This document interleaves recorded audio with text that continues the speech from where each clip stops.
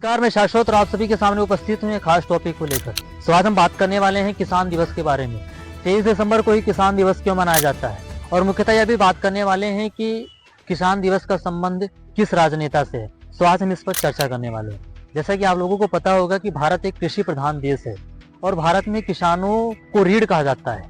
भारत के किसानों की स्थिति, उनकी आर्थिक स्थिति, सामाजिक स्थिति और उन पर ध्यान आकर्षित करने के लिए प्रतिवर्ष 23 दिसंबर को किसान दिवस के रूप में मनाया जाता है।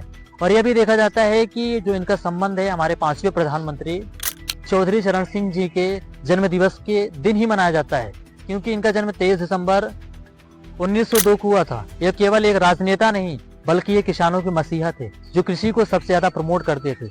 और ये देखा जाता है कि आज के दिन गाँव-गाँव में जाकर, शहरों में और लोगों के बीच में जाकर कृषि के बारे में बताया जाता है और कृषि को प्रमोट किया जाता है, क्योंकि कृषि ही भारत की 50% लोगों की आजीविका का स्रोत है।